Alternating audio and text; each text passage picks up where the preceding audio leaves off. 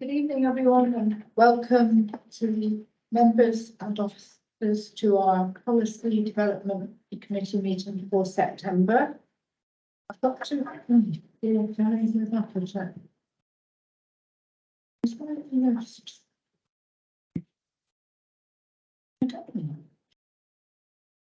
had it in front of me at the bottom. Sorry. I'll read it as quickly as I can. Introduction. 1. I've done the welcome, that's fine. A reminder, please switch your mobile phones to silent. There are no public and press attending, and there's nobody attending virtually. There's nobody else to ask to turn off their phones. The meeting's being recorded and will be available in due course on the council's YouTube channel. Reminder for councillors: A, to ensure that those attending virtually and in person can hear the proceedings, and for the recording to capture the entire meeting. Please ensure that you project your voice and speak clearly. B, please remember it is a formal meeting and therefore do not refer to each other by first names, please. C, there is no fire alarm planned, therefore if the fire alarm sounds, officers will direct you to the nearest exit from the meeting room onto the car park. Thank you. Right, item 1 is apologies, please, Kelly. Thank you, Chair. I have apologies from councillors Bishop, Bushell, Hunt, Townsend and Warden. Thank you. Item 3, I have no items to bring forward as a matter of urgency tonight. Chair, item 2, the minutes. The minutes of the minutes of the meeting held on the 6th of July. Is everyone happy with those? Anyone willing to seconded? All in favour? I wasn't there. You can still. One abstention. Oh, yeah. You can still sort of support them. It's not a matter of whether they're replicable. All right, Kelly, then. Seems fine, thank you. Thank you.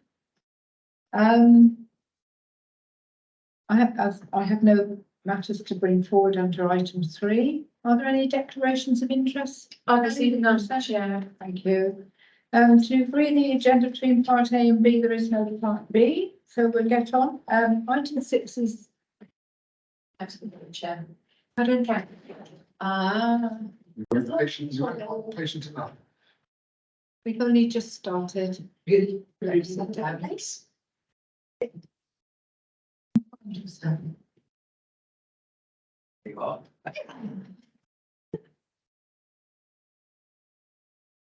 Just done the intro bit and the minutes. The wrong item 6. Okay, thanks. The work programme and the scoping papers, members.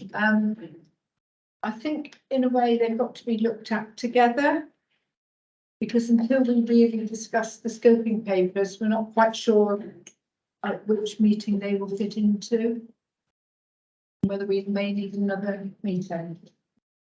No. So, yeah, go on, John. Looking at the work programme, some of the meetings we've got scheduled are already full, like the one on the budget, the one on the service plan. So at the moment, for the scheduled meetings, we have available November, December and March. Which isn't to say we could have additional events as well, but that's what we've got available. So those are the available months that we. Say November, December and March. Yes, Are free. yes. Okay. So, as we're giving you a chance to sit down, we're going to look at the agriculture one first. Okay. Would you like to talk to us about that? That's Me to do that? People, okay. Or do you want me to talk with? Shall we go on to the next one while you? No, got it, Henry. Okay, Yeah. I mean, in our discussion, we've been, at the moment, because it's early days, and to be honest, with the agricultural payments that are coming forward, they're still in flux and rather vague at the moment, so the way forward is not being set in aspects at the moment. So we're in no great rush to take this forward. I think the other issues are perhaps more urgent. So we just broadly looked at what the problem could be. Like you say, the uncertain state of the future of agricultural support and how farmers are going to deal with this. Personally speaking to farmers, I find an awful lot of them are not particularly concerned about going forward using the support. They want to carry on. Like they tell me, they want to carry on producing food, not planting trees. That's the overriding impression I get from all the farmers I speak to. But in that situation, you know, we've got to look on if farmers are going to have lower incomes, how it's going to impact on the local economy as well, because there's so many other businesses that rely on agriculture, and it's very much integrated in our rural landscape, isn't it? And our way forward, and how we, as a district council, can do anything to support the way forward. That's really it. We've read the script paper. I mean, the information requirements, we just did it a vague thing. We got various ideas, various bodies that we could contact, but as it's early days yet, we haven't actually formulated actually who we're going to respond. But that's the ideas and the sectors we're going to be looking at. Thank you. Anyone? In addition, one of the areas that we did discuss as well is immediately is just to clarify with the council and the communication team what's happening right now. So there are events ongoing in terms of communicating about the changes, but one of the areas we want to talk about is the communications team focused on that as a point of communication at the moment, making sure that through social media channels we're pushing out that messaging and the importance of the changes of subsidies that people are aware, which is the case in terms of social media, but is there other communication methods that the council may want to be considering based on the fact that the demographic in terms of these issues might not necessarily be so proactive on social media? And it was in the immediate situation now, we need people who aren't aware of the changes. We need to make sure that people are aware and that these events that are happening are being communicated. I mean, to be honest, I mean, the farming community are very much aware, but there are so many different channels they can go down. North Devon Plus are doing events, Exwell Hill Farming Network are doing events, all different agricultural sectors are doing events. But outlining to farmers what the way forward could be. And it actually, because I think farmers find it rather confusing as to who to go and listen to, really. Yeah. And like I said, and one thing I would like to ask North Devon Council, have we actually got an agricultural policy as a council? Not as a council directly. We work closely with, as you know, North Devon Plus, which is Yeah. North Devon Plus, as you say, because obviously they are a locally authority company between us and Torridge. A lot of the advisory service goes out through North Devon Plus to agricultural farmers. A lot of the business support, a lot of the grant schemes that are available, so the Rural England Prosperity Fund grants that are available, they go out, obviously. So a lot of the advertising of that support through North Devon Plus does go out through our media channels.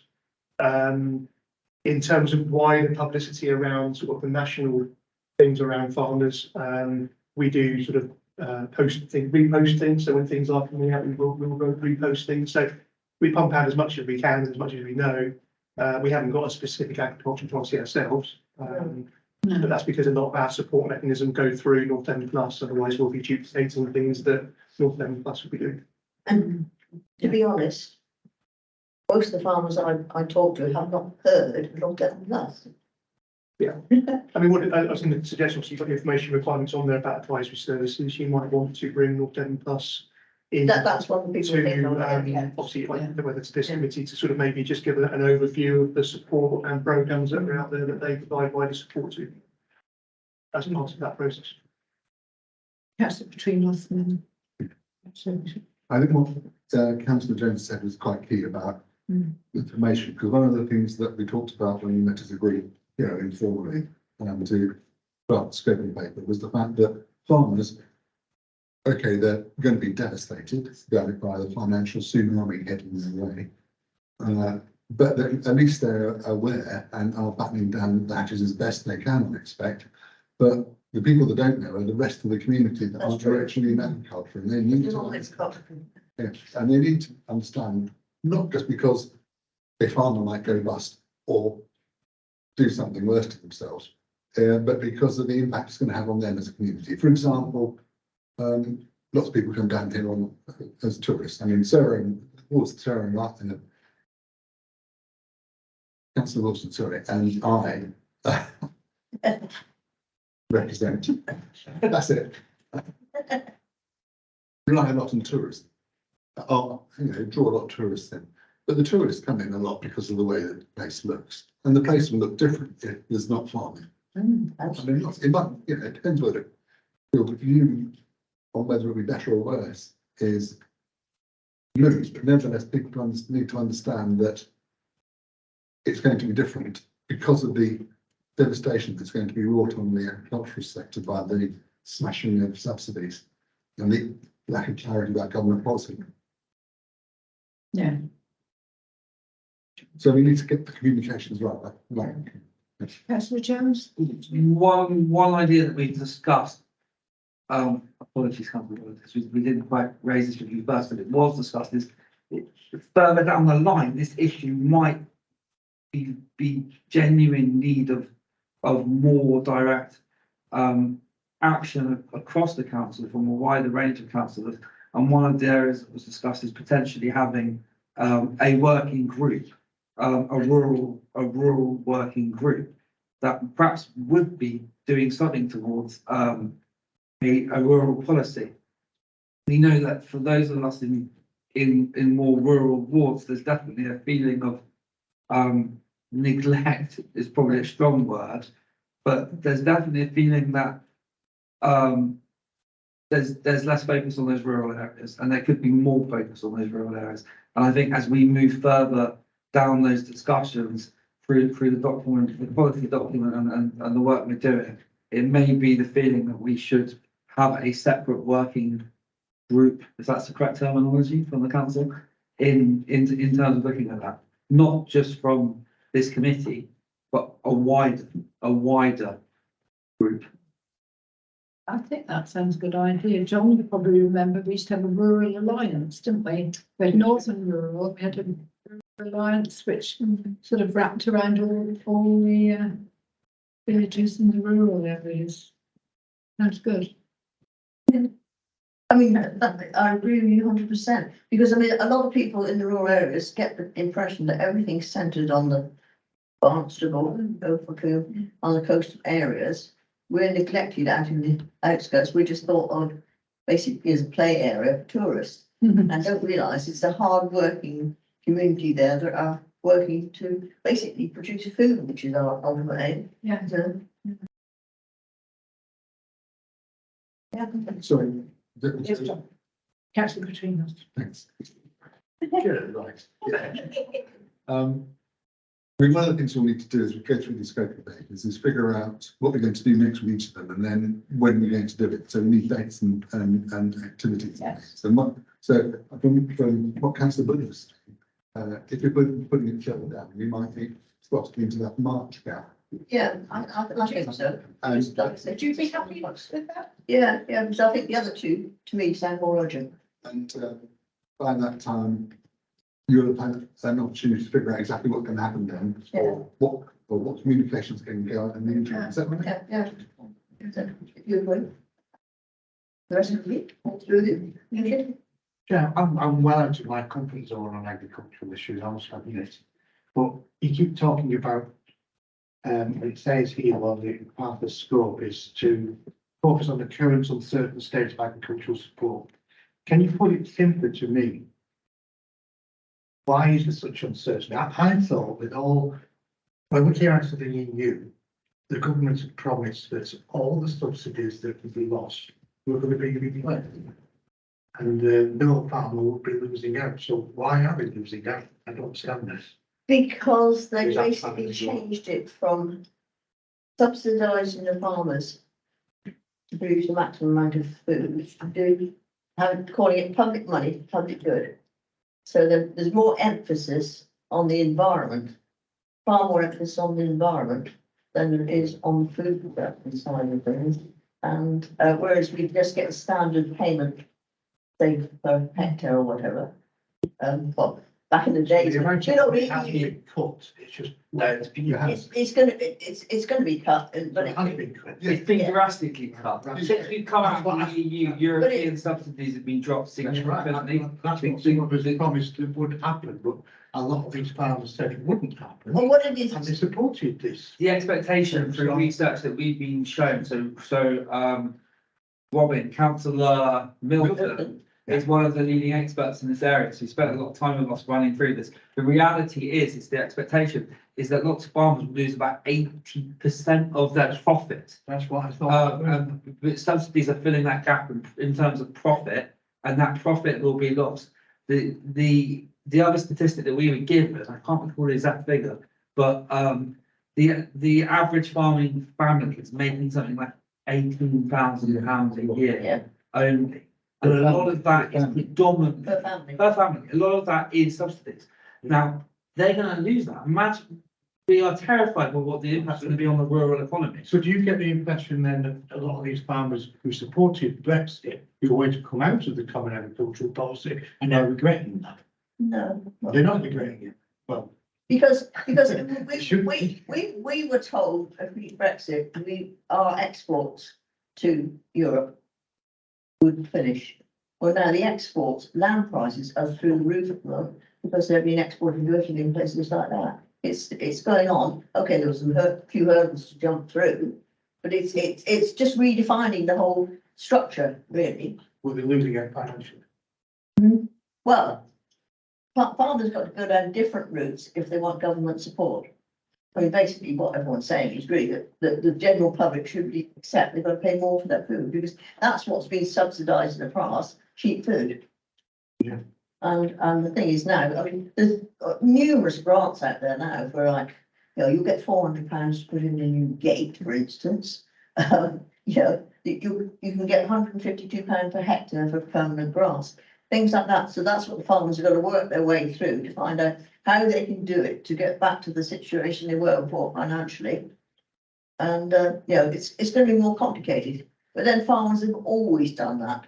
Doesn't matter what the government throws at farmers, different ways of producing, different subsidies. You know, we had, you know, I remember the days when we first joined the EU and we had milk lakes and grain mountains and butter mountains and all sorts of things, didn't we? And everything. But you know, we had the subsidies when we had, you know, we were paid so much for sheep and you had to have all your sheep counted and things like that.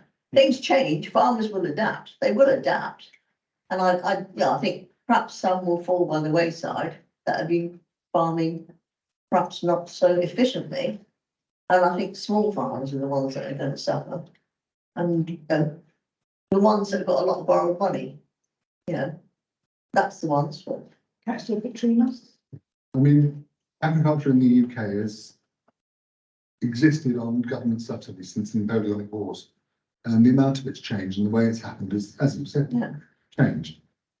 But what has most recently changed is that irrespective of the £400 for a gate or whatever it is, the total amount of public money going in to support agriculture has shrunk from that much to that much. So it's much less. That means that irrespective of how nimble and creative farmers are, they're really up against it in trying to make their businesses work, because that's what happens. Businesses, aren't they? Yeah. Businesses will go bust.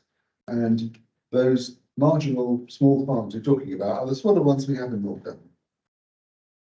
But anyway, this is really kind of getting quite philosophical, isn't it? In terms of the actual practicalities of the scoping paper, we're talking about March Yes. Yeah. and the working group working out the plan of what to do and what to communicate in the meantime. Is that right? That's right. That's how I Did see it. you want to prove that? I'll leave that, yes, I'll second it. All in favour? done. Lovely. All in favour? We can have this. Thank you. I moved it up over the hand. Can I also propose that that group also looks at bringing forward a proposal for a wider council group in advance of that March meeting? I don't know how long it takes to set something like this up, but at least maybe it needs to start being discussed and looked at. Because like you say, we've had councillor Milton advising us very strongly on the way forward, you know. I would propose councillor Milton's the chair of that group. And I would suggest that through our agricultural subgroup, we should look into and bring forward the proposal of that working group for rural issues, whatever it gets called. Yeah, I think, if I can just add, if you're looking to set up a formal working group, then normally they would come through, like strategy and resources. Yeah. Council, because Yeah. like you set up the climate action group, Yeah, you would need to form what that group's scope is, what you want the outcomes of that group to be looking at. So I think you need to maybe do that piece of work first. Yeah, And then a report about what you would expect the rural working group to be focusing on for then that to be determined by the strategy and resources and full council. Yeah, I agree. And also, John, the fact that councillor Milton has been sort of informally brought into the group, it's okay for him to chair the. On a working group, yes, that would be it. Is that the one So you're? just to be clear, we have Are you talking? our working group in terms of policy. Yes. Are you talking about that?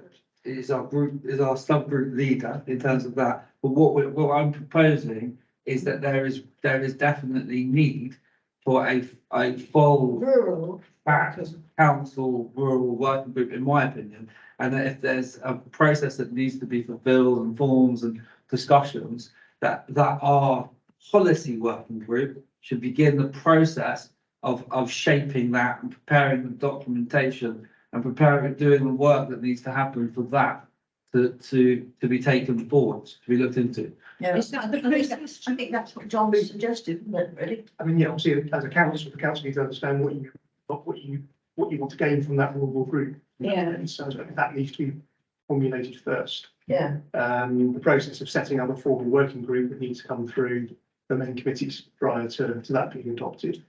But also, I suppose that needs to tie in with the other piece of work the council are doing in terms of setting its council priorities and the area of focus that the council is going, which obviously is happening in October, because obviously if you're looking to redefine where our focus goes as a council, really that should form part of that conversation as well, so that we haven't got other working groups going off in different tangents and working on different priorities. So I suppose it's just bearing that in mind that you've got the corporate priority working group, corporate priority workshop happening beginning of October.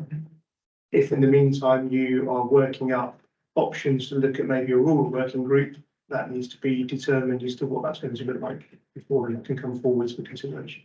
So is this something you're thinking of working on then? Well, I think it wasn't just me of that feeling. I think there's many that have that feeling, and our mini group from this from this committee can go away and do the work, at least start doing what needs to be done in preparing the discussions around that, because it crosses over with what we're looking at here. Then is there an officer they should? I mean, ultimately, we are a rural authority, so we are a rural authority, so I mean, it's something the whole council should be, It's logical. Yes. in a sense, working on. I mean, yes, we have urban elements of the rural district because we've got some major towns, but ultimately it is a rural area, so it should be probably looking at what the whole council Quite a is few doing. So I members. suppose it's where that crosses over with Yeah. our other core priorities. So I think it probably needs a little bit of thought about what you're looking to get out of that working group Yeah. and how that deviates from what else is going on in the council that potentially would facilitate looking at the whole council as a rural authority. so John, are you saying that we need to get something together before the beginning of October? Not necessarily. I suppose it's just bearing in mind that context that you're looking at the wider council priorities in October, which obviously sets the direction of where the council is going.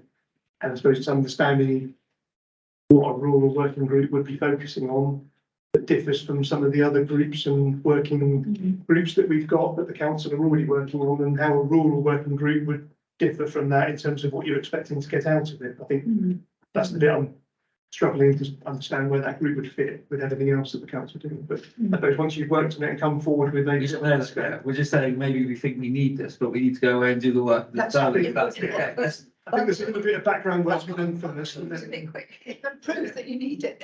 yeah, I think that's the key thing. It's proving that we need it. And if we do need it, it's something we will look at. Yeah, and maybe look at the climate action team's terms of reference and report and see whether what you're envisaging in your mind would align with something that they're looking. So that's linked to the carbon reduction plan and the category related support and delivery. If that's, it might be some ideas or some strength around your proposal when you take that to the wider membership. So it sounds like the next move would be down to the agriculture group to get together and get it together. Get together, yes, as I said, be- We could move that before, but we could have a meeting, try and get a Oh, meeting, yeah. another pub meeting and work it out. Getting the like the pub is awful. Don't forget. Okay, so it's over to you for that. Okay, well, we're all working the groups, we'll do it, yeah. Thank you for that. Can we now move on to the dentistry one, John, which Yeah, like, that's me. you got your teeth into it. Very good, Chair. Oh, decisive, yeah. We'll leave it at that, shall we? I think it's quite clear this, there's clearly a dentist crisis, even the local MP is pretending to care about it now. And the sort of information required on here is kind of just to get our head around what is actually available out there in terms of number of dentists, the demand for dentists, how many people need it, how many people can't get it. And coincidentally, very luckily, there was this NHS Devon webinar about dentistry in Devon, which is on next month, which is on Monday, isn't it? It was circulated. And part of it, which Kelly said, part of it was, it said, and if you've got any information, any questions in advance, please let us know. So I went to let them know that what we needed to find out was, and I haven't had a reply yet, some simple things that will help us get understand what's going on before we actually have perhaps something like a parliamentary committee style interrogation of appropriate stakeholders. So I'll ask 10 questions. 1, how many dentists, not practices, are working in Devon? Because they do the stuff in Devon, they won't get it all down to North Devon or whatever it is, unfortunately. How many patients are registered with them? How many patients are in total on the waiting list for all those practices? How many dental practices are there? How many dental practices are not accepting new patients? How many dental practices are not accepting people onto their waiting lists? How many dental practices are accepting people onto their waiting lists? Because I'm sure there's going to be some strange ones. Are there any areas of Devon that are especially short of dentists? They might say, I don't know, Torquay or North Devon, I don't got no idea. How many A&E patients present with health problems stemming from the lack of professional dental care? And what should a parent whose child needs dental treatment but isn't registered with the practice do to receive dental treatment? Now, that really kind of pretty much neatly helps provide something, well, shouldn't they answer it? May not get an answer. Provides some of the information that will help provide, give us the idea of the scale of the problem and therefore what we ought to do about it, who we ought to invite in. But I think we ought to do it fairly soon, like in the next couple of months, in one of those early meetings. I think like say, John, it's good. It's It's certainly a hot topic at the moment. Jones. Can I add a question to that, which came from a member of our community, which is in relation to orthodontist treatment. My understanding is that in North Devon, there is no longer any orthodontist treatment. That's true. I mean, I sent this that email with those questions on a few days ago, and now they haven't replied yet, and the webinar's on Monday, so I don't know if it's worth Could ask. emailing that. Unfortunately, I don't attend it, but those that do could ask that question. And my understanding, Yeah, that there are specific concerns around Make orthodontists. sure.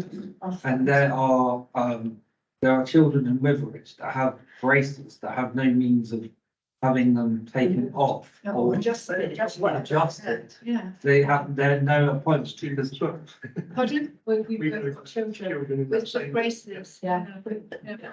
Adjusting them, then This is crazy. So what happens?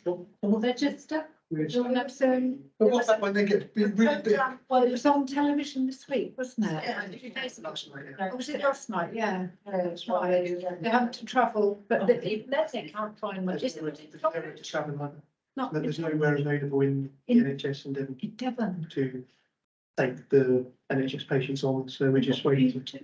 you go to London to have it done. all in for Yeah, paying. you'll end up paying.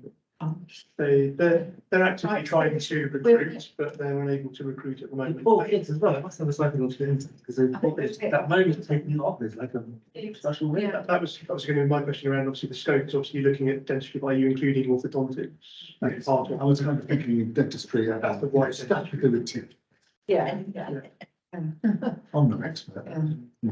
But I mean, the one thing I noticed in those, I put some links at the end. One of them is, it's, got some interesting information about the rationing of dentists. It's got a report with the maximum number of dentists that will be trained. And it went down from, I think in 21-2, it was 1125 or something. And in the following year, it decreased by about 5 or 10%. So it's as if we don't need dentists, we've got to wash with dentists. Let's train less of them. Isn't that mad?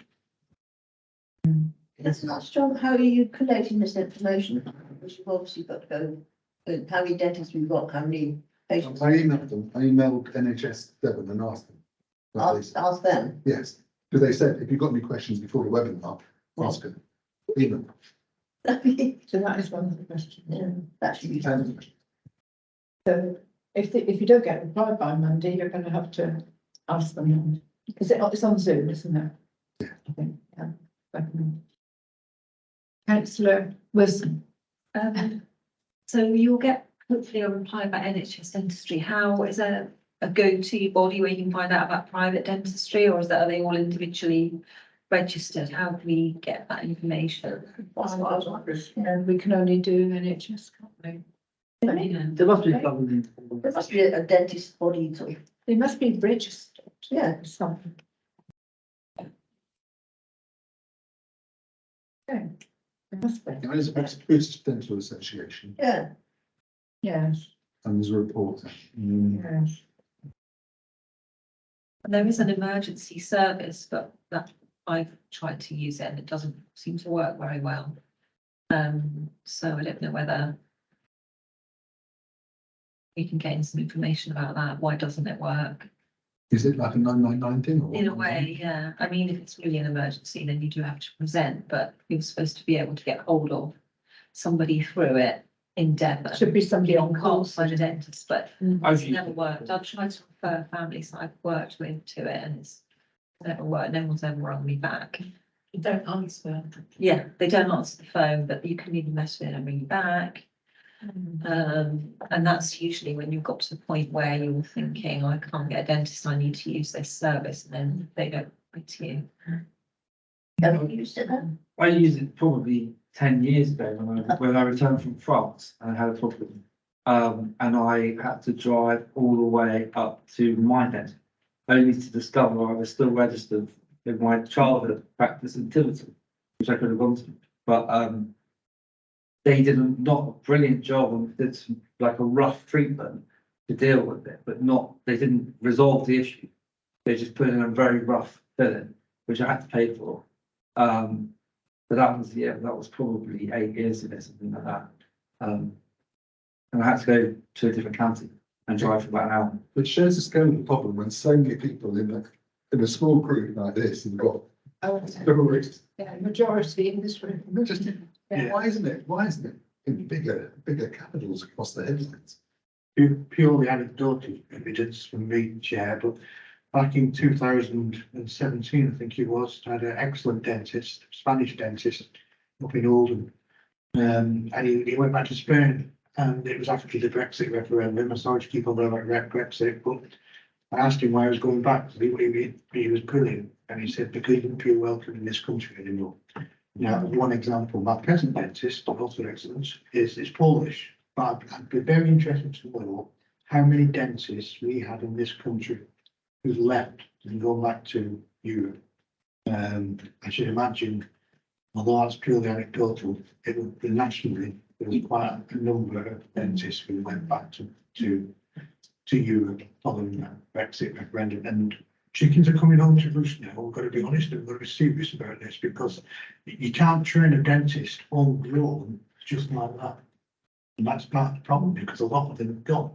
The Nurses next, in NHS as well. the next practice I go to in Rhine, there's about 3 or 4 dentists, they're all Indian. Yeah, a lot of the Indian Pharmacists. coming in the Europeans shop. This is what I'm Which is fine, I don't mind that, it's just that it seems strange, there's no UK. It was all told, they were telling lies and things, and it's annoying. One further thing I think is, I don't know how widespread it is, but the private dentists have also got long waiting lists, I think now, because people are trying to get in somewhere. And again, there's, you know, we don't know the scale of that, but I know of one that's got a very long waiting list, about 500 in Barnstable. So it's, you can't, some of the people who can afford it, and there are a lot of people who can't, haven't necessarily got the time. Yeah, I agree, yeah. You should be including private practices. Okay. If not, if possible. It's not affordable. It's no, genuinely it's a loads huge amount of money to pay. because people are desperate, isn't it? Finished going through? Yes, I finished. Yes. Yeah, just that, I mean, I don't know if it's a valid point, obviously, with my non-political hat on, obviously you mentioned, obviously, the MP is doing some work on this at the moment. She was on Spotlight last night, obviously, is looking, I think, at a petition, to be raised. I don't know whether any of this background work has already been done by the MP's office in terms of some of the data that you may be after. So, you know, the private dentistry, there may be some data they've already obtained, so whether it's worth an email to the MP's office, linking the work that you're doing as this group to see whether there is anything that might be a benefit to join the work up. Great. And I would suggest that John invites her to come to your next meeting and give you the government's reasons why dentistry is so bad in this country. She could be the witness. Get her in here, ask her to come. Happy to. Interrogation. That makes sense. There's a piece of work going on, Not on your side, it's too, but I can't believe that you I've do. heard she is doing a petition, I've heard that, so. Yeah. So, I'm going to give you an update. I should be with her tomorrow, do you not be mentioning it too? Do, Yeah. yeah, do. on a serious note, Chair, this committee is obviously looking at that subject area, and you've got the local MP gathering some weight behind it. Yeah. Seems silly not It's to. about that long-term goal, isn't it? Yeah, yeah, that's right. So is everyone happy with the, Is that councillor Bowler that's going to speak to Sylvain and the team tomorrow? About it, just see. what Get the her reactions reactions in. Yeah, 'cause she's unaware that anything's going on in policy with it, you see. She's rather divorced to what's going on in the council now. And now she's not a district councillor. That's right. Are you all happy with That's actually. the scoping paper as it is? For dentistry. Apart from the addition to about, private. Yeah, plus including, Yeah. yeah, also to include orthodontics and private practices. All agreed? All happy with that? Lovely, thank you. What about when? Something, do we need to? Is that all right, John, move for a second? Yeah. Second it. In favour? What's actually happening? So when can you read the time frame? When would you like? It's going to be either the November or December meeting. Okay, Depend, I think a lot will depend on. Agriculture is March, we say. Yeah. A lot, So depends- it's- Go on. a lot will depend on what happens in this webinar, I think, on Monday. Maybe the information. Can we I did. leave that a bit, whether either November or December for the end? Yeah. Okay. Right then, councillor Jones, it's back to you, the river water. yeah, so our group have been looking at the situation. It's we have broadened this down in the sense of looking not just at river water, but also beaches as well. Just interrupt and you perhaps put the names of the working group in. This is the correct document. I have a feeling that this is The one I've sent. the most recent one, because I sent you two. Send me, the last one you sent me is the one I've attached. Okay, fine. I can update it and send it back. July 6th, July. So yeah, you read through it. It's not just about looking at the issues that we're all aware of, but it's also about trying to take action. So the main focus that we're trying to work out is specifically looking at monitoring. So what monitoring is currently taking place, and the observation seems to be that there's lots of organisations involved with monitoring, but none of that is necessarily being brought together. And I believe what we can do and is bring those organisations together at most likely a catchment level, but also then a broader North Devon level. I think, as I proposed, we need to break this into two meetings. And since writing this, my feeling is that maybe we do it the other way around.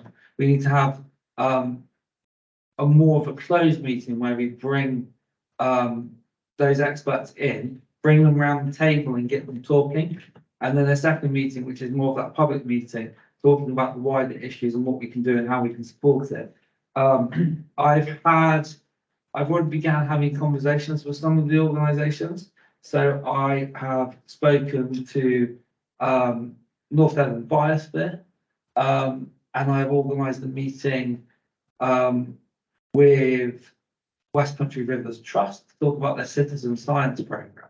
Now, specifically, North Devon Biosphere they are doing work predominantly in relation to flood monitoring, but they're also looking at water quality as well. They've got monitoring stations on two catchments, including in Combe Martin and also on the Little Dart, which runs predominantly through my ward down through into Chelmsford.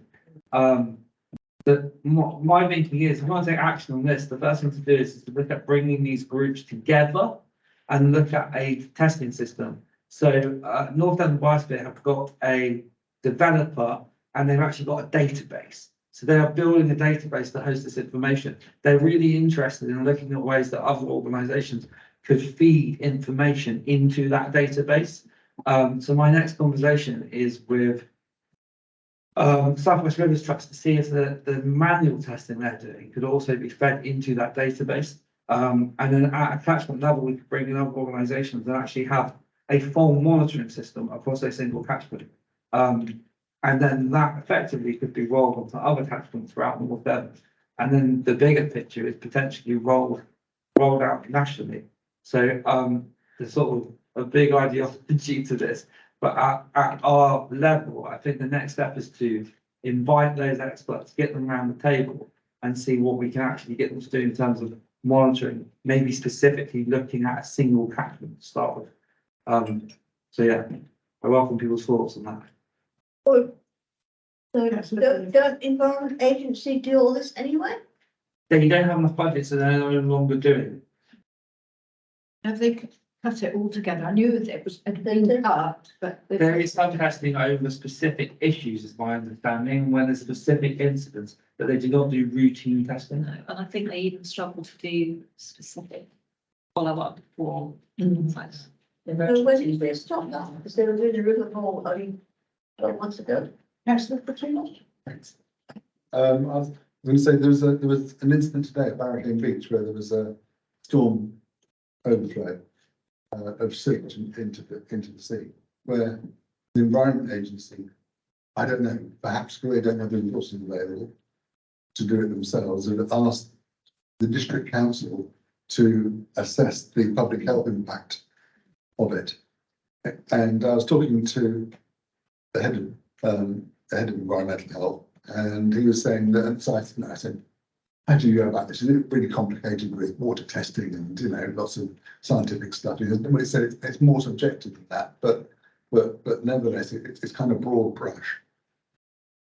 But it seems to me that because it's happened today, or yes, today, so it's so imminent, so recent, that this in itself could be a learning exercise in what causes it, who's involved in it, who responds, who doesn't respond if they can't respond. Because what Councillor Jones is talking about is actually creating something that should have been there already, because it's not a civilized society not to poison people's water.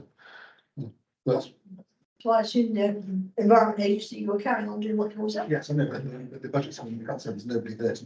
There's no need to prosecute the water companies or those that have created that pollution list.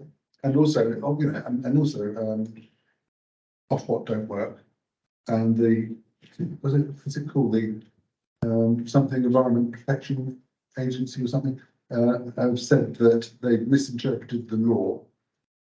That both water companies and Ofwat and everybody else misinterpreted the law about the legality of allowing storm overflows to the extent that they currently do.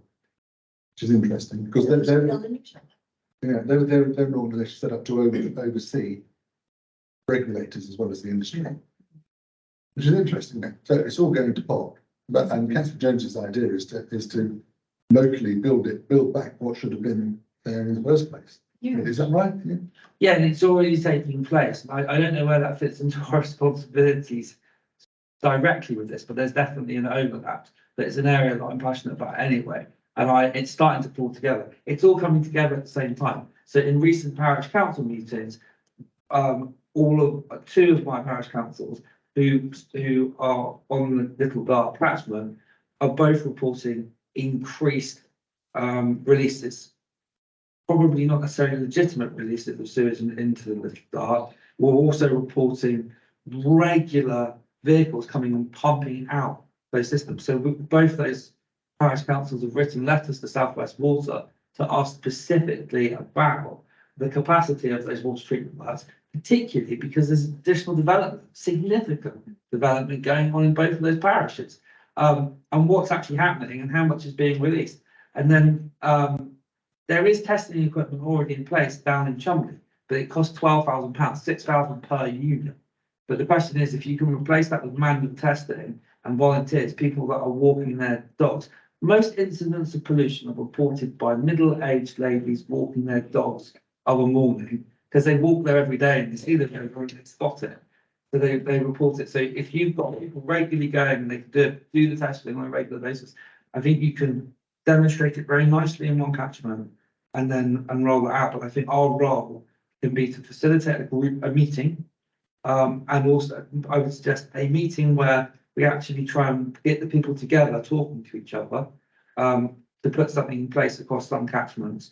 And then, as we've said, a second meeting where we can talk about those projects, communicate those projects, and also talk generally about the severity of the situation.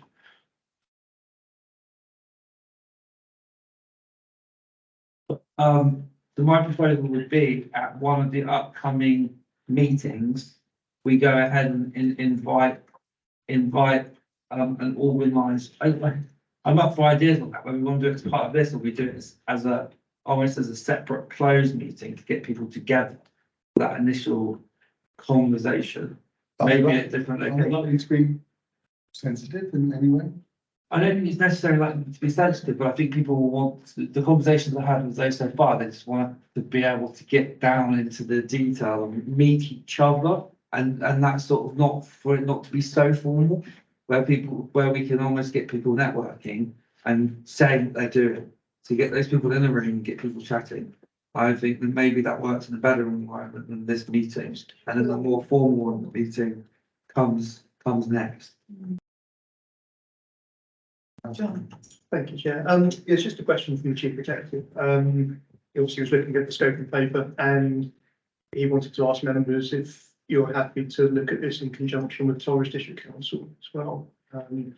As there may be a request come forwards from Torridge. I think Ken's been speaking with, and he was speaking with one of their members the other day. And it was just to preempt if that request comes forward, would you be willing to look at this in conjunction with Torridge?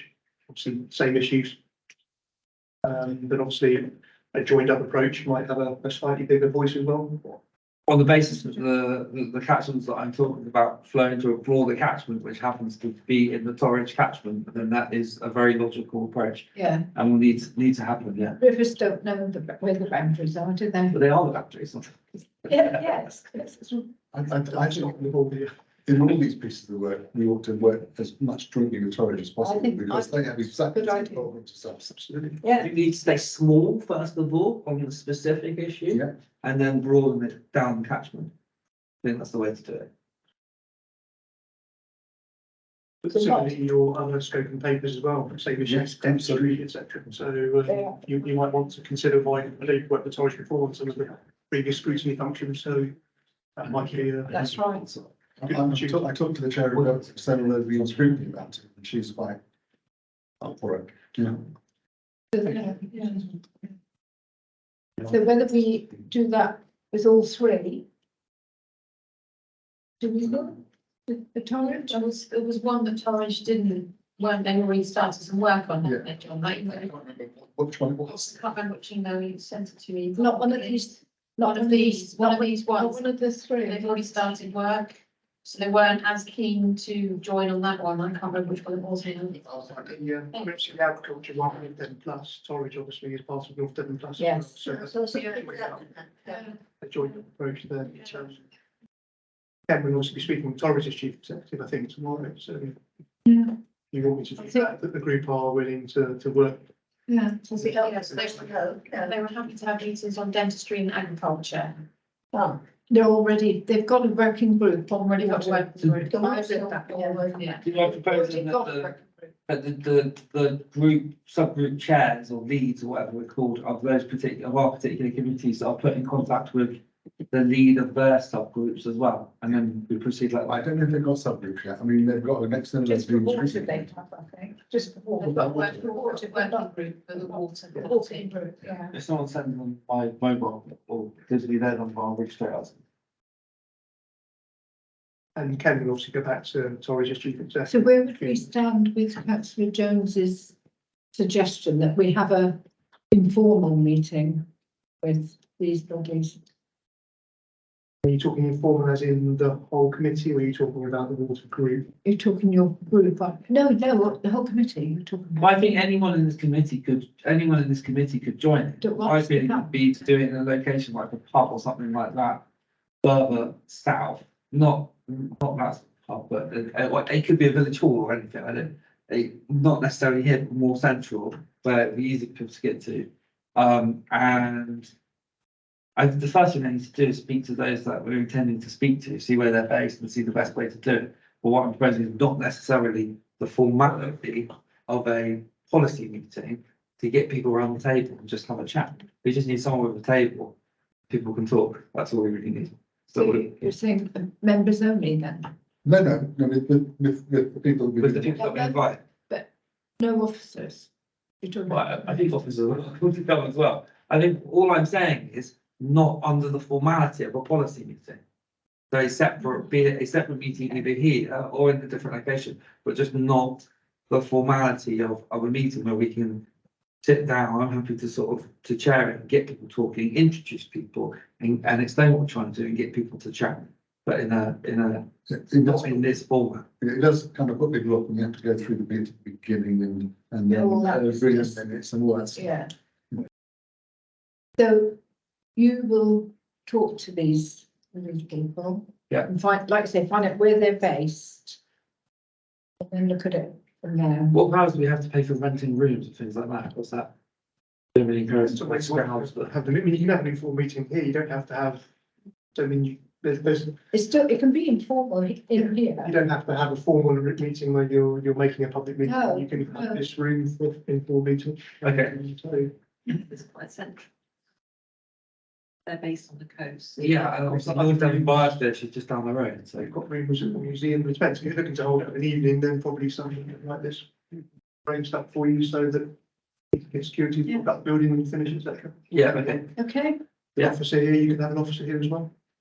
Yeah, is this something you would want, like, limited? I think so, yeah. Because otherwise, if we've not got a record of it. We're not talking, when I say informal, I don't mean that it doesn't exist. I mean just Well, not, just not a formal policy meeting. a relaxed. Just the notes of what's happened. An informal meeting where you've got some notes taken. Yes. And Yeah. Thank you. If they're happy, we call it informal meeting, would you? Oh, no. You could, if I would suggest it's not public.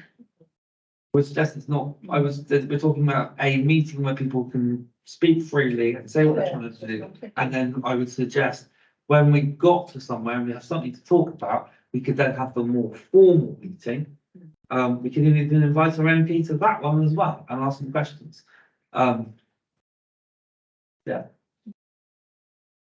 we do need to vote on.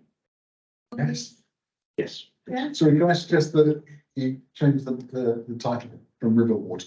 Yes, I will change the document and just send it back around to everybody Just water pollution. and explain what, and Sorry, Jane. Just for a minute, spirit of doing these with the informal housing panel that we did a few years ago. We had a lot of stakeholders involved there, from all different places. We had an informal meeting via Teams. Now, if you can't get people around the table, which you might struggle with, would you be happy to have an informal meeting via Teams, or do you want face to face? on this, yeah, Teams is definitely an option, but what's lacking here is everyone is doing the right stuff, but they don't know each other. So actually, on this occasion, having a face-to-face meeting, I think could be really helpful. I mean, Some of them to get everybody speaking to each other. the stakeholder meetings that we held for the informal housing panel were really, really good. We got a lot of people involved and we got a lot of positive feedback from it. So again, it's not public. It just depends how you want to do it. I just don't want you to try and arrange it and then struggle to get everyone together. People might be more inclined to join if it was a virtual meeting. I think that's definitely an option open to us, yes. Just to give you another option, that's all. Let's see what uptake you get first, and then if you get the uptake and people are willing to attend face to face, time you then Yeah. that's your preference. But if you're finding that you're not getting much, We might need to do a hybrid, we might need to think of both. Be hybrid.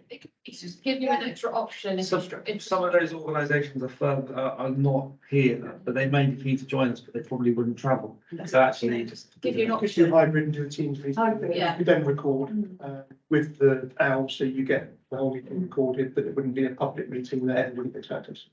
does that work quite well with the owl in terms of doing a hybrid? Yeah. Usually, Yeah. public works, when we use it for our building control joint committee for the members that, the officers that join from Mid Devon. Okay, It's always- that's brilliant, that works, doesn't it? We can get more people around the table.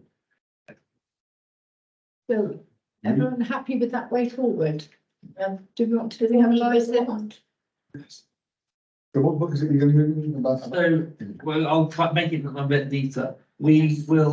I will bring together the people that are on the document. I will update that document based on what we've discussed, and we will organise a meeting relatively soon with the people, the experts in that area.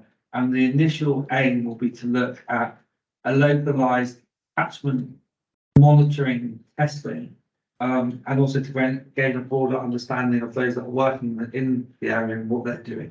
So I will organise a meeting, and let everyone know what they're doing. I'll second that. Favour members? Sure, thank you. Thank you. So, and then November or December, your second meeting, Well, so let's, be formal within our policy development committee. we'll try and do something in October, in terms of the first meeting, Oh, yes, and then maybe December. your formal meeting, That needs to be November. December. Fine. Yeah, get on it. Yeah, Although, December.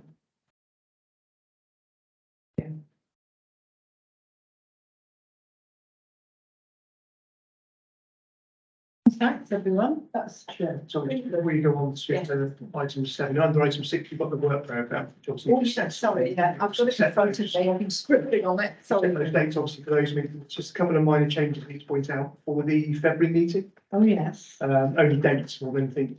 So on the February meeting, you've got some reports there. Yes. We need to update those with the next year's dates. The review of fees and charges the services should read 24-25. Oh, yeah. Next item Okay. should read revenue budget 2024-25. Capital programme and medium-term financial strategy 2024 to 2030. Maybe a bit longer here. And then the next one should be treasury management strategy statement 2024-25. And the final one should read 10-year capital strategy 2024 to 2034. Thank you, Jeff. I think I went wrong on the second one, John, I'm sorry. The first one is 24-25, 24-25. as is the next one. As the next one says revenue budget should be Yeah. 24-25. So I'm, yeah, And then medium-term financial strategy 2024 to 2030. yes, And then the next one, treasury management strategy, should be 24-25. And the final one, the 10-year strategy, which is 2024 to 2034. got it. Thank you very much. Thank you. Did we put a vote on the work programme, or we just know, Louis to note it if you want. happy to note members for this amendments? Thank you very much. Very good. And Great. just now we've got penciled in November dentistry, December water quality and. Yeah, March thank you for agriculture. confirming that, John. Yeah, November dentistry, December water, agriculture, March. Okay. Getting somewhere, I think. Yes. Are we too quick? John, we come to item 7, will you please? Thank you, Chair. Members, this is the Q1 performance of financial management reports, covering the period April to June 2023. And the report's already gone through Strategy and Resources Committee. And you also have a copy of the minutes on your agenda papers this evening. So just to give you the headline information, as the Q1 position, we're reporting a small net budget surplus of £17,000. Details of that are shown in Appendix A on your papers on page 31. The cost pressures that we're seeing for this year that aren't built into those figures yet, as it's not been decided yet, is the National Pay Award. That's being considered currently by the unions. We built in a provision for 4% into the budget that you approved in February for 23-24. At the moment, that National Pay Award hasn't been agreed. The employers offered a set amount to the unions of £1,925 per employee, similar to the pay award for last year. The unions rejected that and went out to vote to take industrial action. That industrial action isn't taking place, but the unions are still deciding whether to reject and go further again. So we're waiting for the outcome of those union discussions as to whether that pay award is going to be accepted. If it does get accepted, it's higher than 4% that's in the budget, and will average somewhere between 6 and 7%. So that extra 3% will cost about an additional £500,000 over and above what's built into the budget.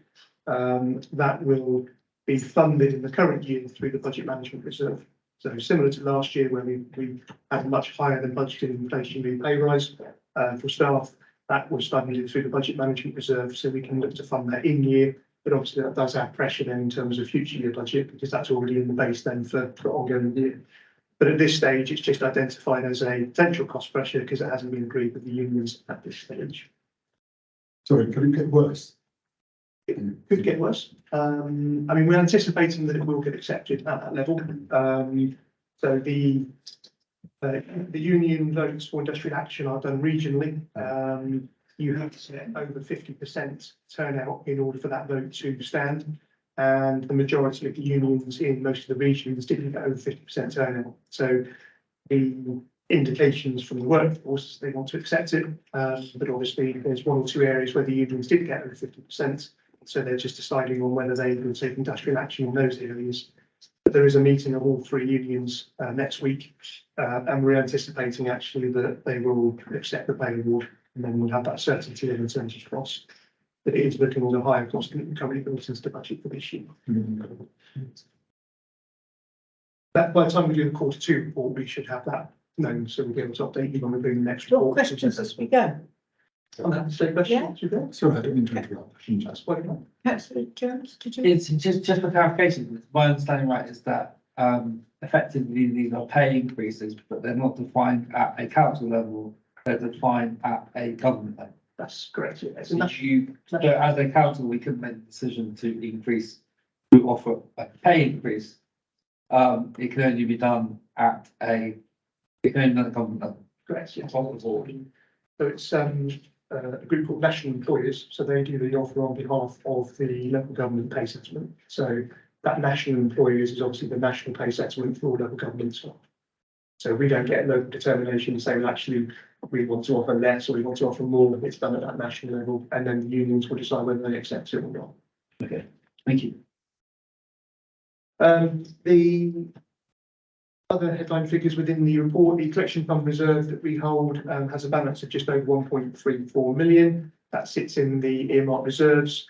That reserve is set up to mitigate timings of business rate relief awards that are given in the accounting adjustments that are going to come out over the next 2 financial years. So that reserve set up of 1.34 million would have 912,000 that will come out over the years 23-24 of business rate awards that were given in 22-23.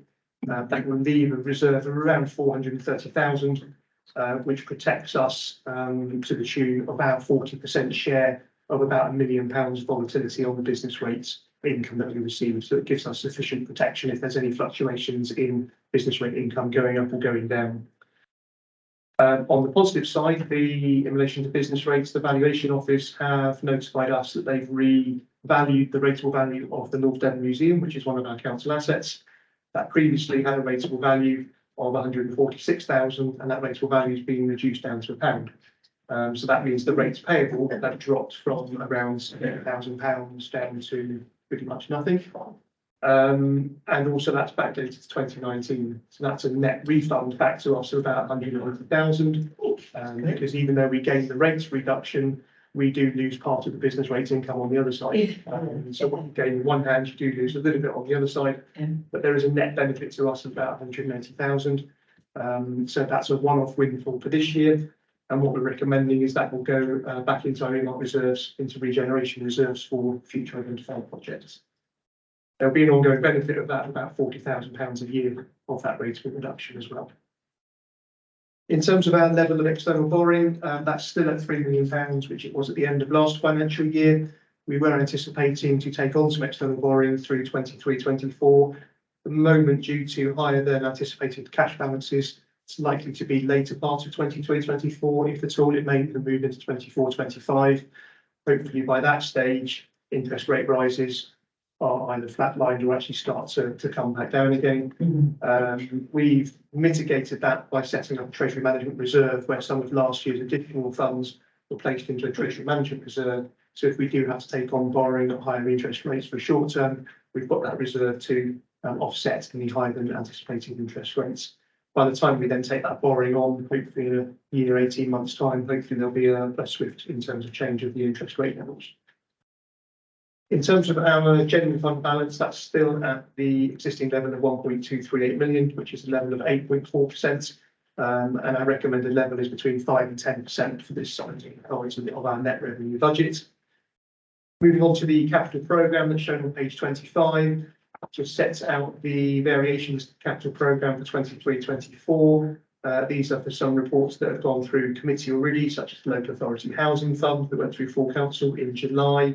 Also a capital bid for some new licensing software, some changes to disabled facility grants where we've been given some additional funding from the Better Care Fund, and also a few movements between capital schemes where we've vied some money from one capital budget to another capital budget. There's also been some movements and programme slippage from capital projects into next financial year 24-25. So these are projects where we're anticipating spend towards the end of 23-24. Some of that spend is now moved into 24-25. The overall capital programme stands at 35 million for 23-24 to 25-26, and that's set out at the bottom of page 26. And how we finance the capital programme is around 13.5 million of that capital programme spend comes from our own capital receipts or external borrowing. Around half of the capital programme, 18.6 million, comes from external grants and contributions. And we've got some earmark reserves of around 3 million that funds the capital programme as well. Release of funds for capital programme is shown in section 4.48 in relation to the licensing software and the disabled facility grants. And then the report just covers off our performance on treasury management in section 4.5 in terms of our interest receivable. Interest receivable is forecast higher for this year. Interest rates obviously have gone up, which does have a positive effect on our investments that we make, even though some of our investments are only short term. We are achieving a much higher interest than budgeted, and £90,000 of that additional income this year is shown within your Q1 report in the variances. That positive variance obviously is part of the net surplus we're reporting. At the moment, we're assuming no further external borrowing, so there will be a further reduction in our interest payable this year. We haven't factored that in yet, because what we anticipate doing is if we do make further savings on interest borrowing, then we'll probably place that into the treasury management reserve, and that gives us a much higher protection against higher interest rates moving forward as well. And then the report talks about the debt management performance in sections 4.6 and 4.7 on your report. And that covers off the headline financial data. Pleased to have Nina Lake, our head of programme management here, who will talk about Appendix E in your report, which is the programmes and the key performance indicators. Last meeting you had a report on the programme performance, and obviously this is only the next meeting, so there didn't be much change in terms of those programmes. So the appendix you've got in front of you this evening is more focused on the performance indicators that are in for the first quarter. I'm happy to stop at that point and take any questions in the performance before I pass over to Nina. And members, obviously, you also have the minute extracts within your papers this evening that went to Strategy and Resources last week. Thank you, John. I don't know who was Was that? Councillor Katrina Osborne. What's the likely impact of Wilco on Green Lanes? Good question. As we know, obviously, it goes into administration in the closing of the store, we think, next week. So at the moment, the majority of the rented income had been collected up to the point they went into administration. So obviously there will be a anticipated return of some of that rental income through the administration process for the months they were in administration. The administrator did contact us and asked if we would waive that right to that income for that period, to which we said no, because obviously they were continuing to trade and therefore no reason why they shouldn't be paying their liabilities. Depending on how long the store remains closed, we'll obviously have an ongoing rental impact. At the moment, the annual rental from Wilco's was around 180,000 a year.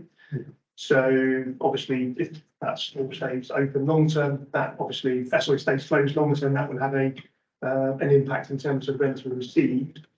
However, there was a forecast rent review next year, which meant our forecast cash flows were going to see a slightly lower rental from that store. So I won't go into details as to what that was looking like, because obviously that's some sensitive information.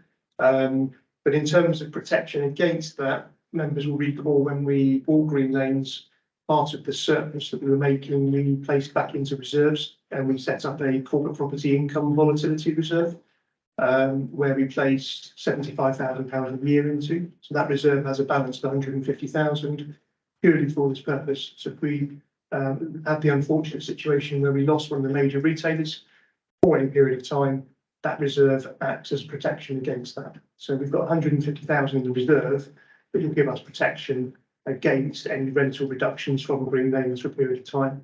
That will give us, in a sense, 9 to 10 months worth probably of protection. In that meantime, obviously, asset managers, speaking with the administrators, we have some interest in a couple of our units within Green Lanes from a couple of major retailers. Again, it's sort of sensitive information, but I'm not going to talk about who that is in this meeting. But that's interest within the existing old British Home Stores unit. So again, the conversations might go further than that, depending on what happens with the Wilco unit as to whether there's any interest in that unit as well. So we've got conversations ongoing and hopefully some things that might be positive for Green Lanes that will hopefully mitigate the impact of Wilco's. So as soon as we know more information, obviously we'll update members and feed that through. But in terms of the financial impact, we are protected for a short period of time for at least the remainder of this financial year. And hopefully in that time, we'll have some movement as to what's going on in Green Lanes in terms of getting a tenant into that unit. Are you able to advertise or can you not until the administrators? We, obviously, whilst they're in administration, we can't, but as soon as they close, and obviously in the sense that formally close down, and obviously we'll liaise with the administrators about the appropriate time as to when we can take that store back. Obviously, all the time they're in administration and in the sense still trading, then in theory, their liability to us is still they should be paying rents. Yes.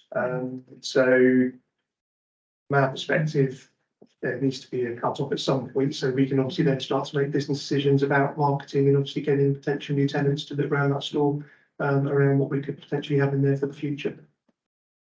But to reassure members, those conversations are ongoing in practice, who are asset managers, are in conversations with, obviously the administrators, PwC, and we'll keep members posted once we know more. Thank you very much.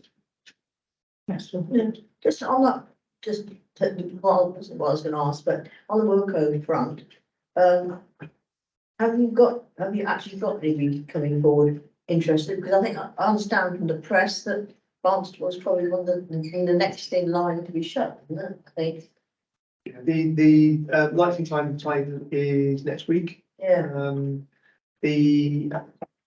So Poundland, we're interested in a number of the stores. I think it's around 50 something stores. Barnstaple wasn't on that list. And B&M were interested and bought some of the stores, or bought 53 stores, I think it was. Again, we haven't seen that list. So at the moment, the assumption is that Barnstaple will be closing. But again, practice are in conversations with the administrators. So obviously, if there's any change on those numbers and those lists, or any other potential late buyers come to the table for Wilco, then obviously they'll be having conversations with PwC. I understand that range of put forward to buy the business, but not the shops, isn't it? To do more. yes. Yeah, the range have been in conversation with the administrators as well, but nothing concrete has come forward in terms of taking over specific shops. No, I think the shops were involved in it. Yeah, I think they bought the trademark or something. That's it, don't they? It's like Yeah, 5 million quid, you know, it's nothing. Yeah. My question was, one thing was, the interest rate on the PWLB, wasn't that a fixed rate? They are When fixed set up? rates. Yeah, so when we took out the loans, we have got £3 million. They're over different tranches and at different levels, but they were on fixed rates, ranging from 1 to early 2%. So obviously, when we took them out a couple of years ago, obviously they were at very advantageous rates. I see, because it says an average, I just wondered where the average came from. Yeah, so the average is obviously the combined of those, but they were fixed. But that's the average of the different loans that make up the £3 million over that period of time. And I've missed it what you were saying, because you did talk pretty fast, John, because I do apologise. Sorry. your return Because the vice chair told me I had to be less than amateur. your return on your investments, how much has actually gone up then? Do you think it was? Quite significant. At the moment, so what we're saying in the report is that we've earned 75,000 in the first quarter, and the budget we uplifted to 120. If we go back probably a year, 18 months, we were setting the budget at 50,000 for the year. So 75,000 in the first quarter. Second quarter is likely to be slightly higher because rates have gone up, and we're now attracting sort of investments over sort of 5 to 6% in terms of what we can get returns on now. So, and that's on short-term money as well. So at the moment, we're forecasting that we will be £90,000 over the 120,000 budget for the year. I suspect we'll be higher than that when we get to sort of the later quarters. But we are, significantly higher than we have been in previous years, because when interest rates were much lower, we were getting sort of sub £50,000 for the whole year. So basically, on the interest rates you're paying and the showing investments, you're actually up. We are, and The interest rates going up. and also we're not taking on much external borrowing. We're actually internally borrowing against some of those cash balances as well, which is more cost effective for us. So rather than going out and borrowing, long-term borrowing is quite significant. The rates are now sort of 5.5% for sort of 25-year money. So there's no way we're going to borrow for that length at that rate, because we know at some point rates will come back down. So we're internally borrowing against our cash balances, and any surplus cash we will then use to get some investment interest on. So if we have more money available, we'd be going to get obviously a better return. That would mean we'd have to go out and externally borrow to fund the capital programme. So we might earn 5%, but it might cost us 5.5% to go out and borrow for the other money. So it's that balance between borrowing and we need to. It's keeping you on the ball then, that was it. Interest rates changing so quickly. Yeah. Okay, sorry, I'll be quiet then because John's desperate to finish. Chair. So I'll pass over to Nina, who will. Oh, sorry, Chair. I think we concentrate. It's back to the company, sorry. It's page 31, appendix A. Just clarification there, I don't expect you to go through them all, but I sometimes get lost in these things because I don't know what things stand for.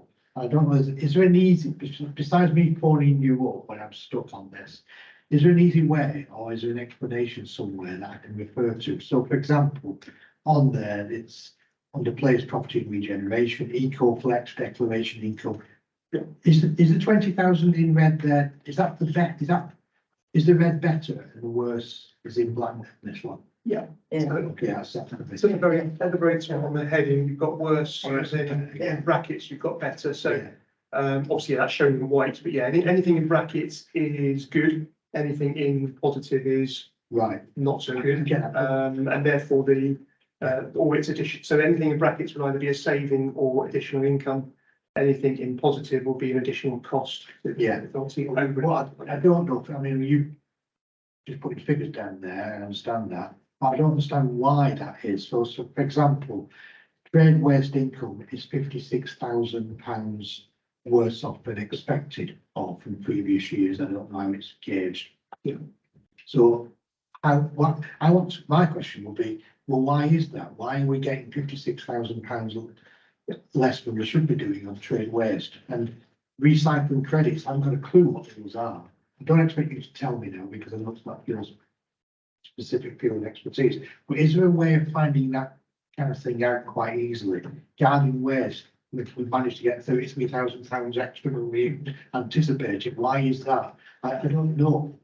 And apart from asking specific questions like, is there a budget book I can refer to that actually tells me why these things are occurring or not? Yeah, so the table itself is the variation to the budget. So obviously when you set the budget in your February meeting, Yeah. and then you weren't here then, so you set the annual budget in February, you get a budget book as part of that process, or you can access the budget book online on our website. We used to publish them and produce a sort of nice glossy copy for you, but now we just give you the link onto the website, and also you get a copy as part of the budget, the working papers. That details all of the individual budgets, so you'll be able to go into that budget book and say, right, I want to look for garden waste income, and you'll be able to see the annual budget in there, which might be 600,000 for the year or something like that. What this report is telling you is saying, compared to that budget, at the Q1 position, we're forecasting to say, actually, that budget we set, we're forecasting to be £33,000 better, based on the latest information we had at Q1. So that'd be based on volumes of income that have come through, new subscribers, new properties coming on board that have now subscribed. Okay. There'll be reasons behind that. Rather than putting all that detail in this report, this is saying these are the variations. But quite rightly, at this committee or strategy and resources, if you want to know the answer to that, that's the time then to ask those, or give us a call beforehand if you want to know some of the answers in advance of the committee. But by all means, ask those detailed questions at the committee. But this summary really is just telling you the reasons why there's a variant, what the variance is. Yeah. Behind that will be a story for each of them. So trade waste income will be, we anticipated maybe some growth in the income, the level of debts that have been raised, or there might be some drop off in the businesses. So there's a combination there of trade waste income. I think from recollection, we anticipated some growth. That growth hasn't happened yet, and therefore we're assuming that growth is not likely to happen yet. Hopefully it will, and we'll see a betterment of that when we do the Q2 report. Right, I get that, thank you. And as far as some of the units such as eco-flex declaration income or all scheme deposits, I haven't got a clue what that means. No. How would I find that apart from just calling you and asking you what they are? Just boring and asking them. Do I? If I went laughing then, I just wondered, does everybody else understand what that means? It's just me as being thick or what? No, no, not at all. It's, and then I say, we try and get the description so that it is the self-explanatory, but the EcoFlex declaration income is what it said. I mean, the EcoFlex system is a national scheme so that the operators are working with households to try and reduce their energy efficiency ratings so that those with high energy efficiency ratings, especially those on vulnerable and low income, the authority can identify those and work with the companies to try and get energy efficiency schemes in place to reduce their energy outputs and improve their efficiency and save their energy costs. This income that comes into the authority to cover some of the administration costs of us providing that database and that information to then get the links between the customers and the companies. Right, that's interesting because, I mean, 20,000 to say it's only the first quarter of this. Yes. Looking at, it's quite a lot of money really, isn't it? It's, buildings managed to save on whatever that was. That's additional income we have to cover our costs and we'll probably cover that cost internally with the staff that we've got. That is the forecast for the year. So we're not anticipating another 20,000 next quarter or 20,000 the quarter after. That is what we're assuming will be the forecast for the year. The old scheme deposits, they are housing deposits where a few years ago we'd have, as part of our housing initiatives to help the homeless, we'd have paid for some housing deposits, more cost effective than placing them in bed and breakfast accommodation. If we can give a small deposit to help people get into houses and help them sustain a long-term tenancy. The aim is we get those deposits back at a later date, but sometimes that doesn't happen. And once we've gone through bad debt recovery processes, sometimes we do have to write some of those costs off. £10,000 seems a lot of money, but the cost, if we hadn't done that, to put them all in bed and breakfast accommodation, would have been probably a couple more. That's explained it to me all better, thank you. And so when I know, I can just warn you, we're going to get stuck. Absolutely, yeah, just drop me a line. When the report comes out, if you want some clarity, just drop me a line and I can give you a call, we can run through those. Thank you. John, you highlighted or Councillor Clayton did the garden waste income, 33 grand. Well, I think it's because my husband has retired and is doing much more gardening now. I'm very pleased to see you contributing to the. Yeah, it's bad. Wisteria everywhere. Sorry, John, I've got in on that one. So A couple of things, car parks, 33,000 worse off, what happened there? And the building control partnership, what's gone wrong there? So car parks, the Ringo, that's additional Ringo cost. So Ringo is the app that we use for the online payments. Yeah, Because there's been growth in more online payments and less cash payments, then that means that what we originally set out as a budget for Ringo for the costs is obviously going to be higher. That should get offset by reductions in our bank charges, but at quarter one, we haven't seen them come through yet, so we don't know what that figure is likely to be. So I'm hoping by the time we report quarter two, part of that £33,000 cost on Ringo will be mitigated by lower cash collection charges because we should see an offset with lower bank charges on the other side. and what about the building control? Building control partnership, that's a combination of reduction of income and reduction of income. We've got a partnership with Mid Devon. Yeah. Our income is down by, yes, our income is down by 15,000 and Mid Devon is predicting a £49,000 reduction in terms of income. So they've seen a significant reduction in their income. The way the partnership works and the way the partnership was set up was that we keep our own income in terms of how much we receive, but all of the costs are combined and those costs are shared proportionately based on the shares of income that each authority gets. Obviously, our income has dropped, Mid Devon's has dropped a bit more, and therefore that means that we're picking up a slightly higher percentage of the cost of the partnership than we would have done if the incomes had dropped by the same amounts. So it's a combination of less income for the partnership for North Devon as well, but also a combination of some higher percentage of the costs. So the partnership are looking at that, and obviously part of that conversation is around obviously the partnership and the percentages, and is it working in terms of the costs? We've had previous years where there's been building control surpluses, and obviously over a period of time, you should be showing that service breaks even. So we've had a couple of years where we were reporting building control surpluses, and then whereas obviously this year we're seeing that there's obviously a slight decline in the service. Some of that should get mitigated by some savings on the employee side because we are holding some vacant posts as well.